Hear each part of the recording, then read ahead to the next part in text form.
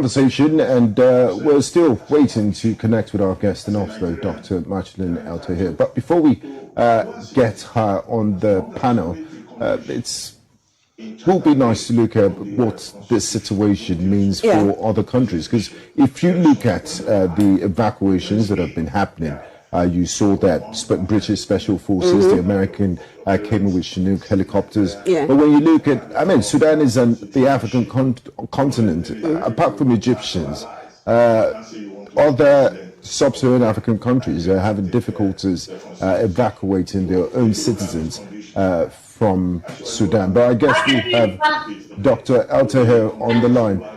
Good evening, Dr. El-Tahir. Thanks for joining us on the conversation. Good evening. I'd like to start with let's get straight into the action. Can you provide a detailed account of the present situation? Is the fighting still ongoing, and is it restricted to Khartoum and Omdurman? And what's the situation outside of the capital? The situation, the intense fighting is in the capital. And the capital, Khartoum, is divided into three: Khartoum North, Khartoum, and Omdurman. And the fighting is pretty much in all three towns of which constitute the capital, Khartoum, and also the peripheries of those three smaller towns.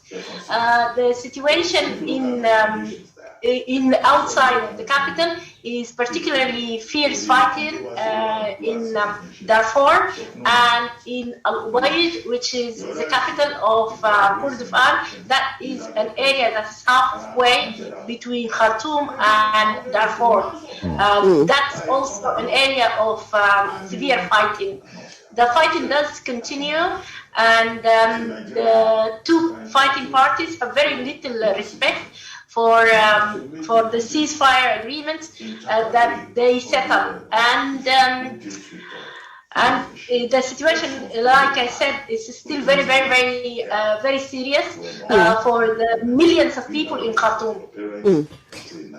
The humanitarian situation is basically a disaster because after so many days of people having shortages of water and electricity and wounded and lack of hospitals, a lot of hospitals have been bombarded. There is a disastrous humanitarian situation in the capital, Khartoum. Some people managed to leave the capital, but the majority are still entrapped in that fighting. That is when it comes to the humanitarian situation. Okay. When it comes to the military situation, reports are saying that the two parties are very, very exhausted. There is something which is very important to mention here, that this situation is not a situation of a civil war. There is no civil war in the Sudan now. What there is now are two military factions fighting each other. The less political power there is at the moment, this situation can develop into a civil war situation. However, it is still within the African Union, African nations, and the international community to contain the situation and ensure that it does not develop into a civil war. There are very little signs that this is going to develop into a civil war yet, because, like I said, because of the many years of civil grassroots civil rights movement that is all over the country, which has there is no sides in this, there is no one taking sides, and this one based on religion or tribe or anything. But having said that, this is only for now. If the two parties they do not get enough pressure upon them, then it might develop into a civil war situation whereby other elements can get into the equation, like ethnicity, tribalism, and etc. At the moment, the opportunity is within the hands of the African Union and the African nations to try and do something to contain this situation, not the least because of lacking to do any action for the last 4 years in supporting the civilian and democratic grassroots movement that is in the Sudan.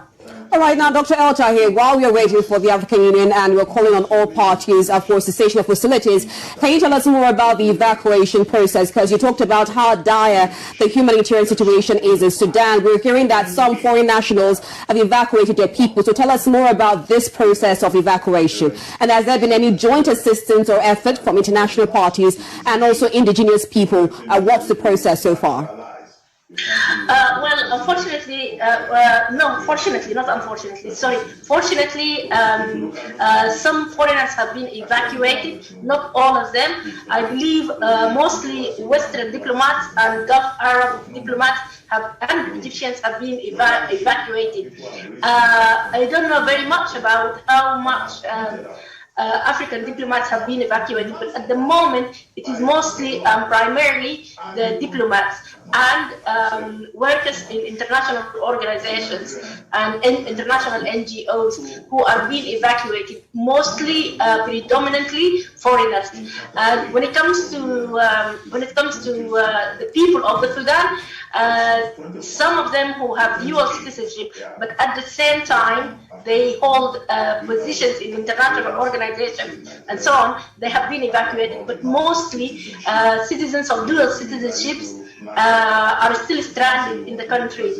And the people of the Sudan who actually managed to evacuate, this was based on personal individual efforts by fleeing mostly to Egypt in neighboring countries or taking the boat to Jeddah in Saudi Arabia.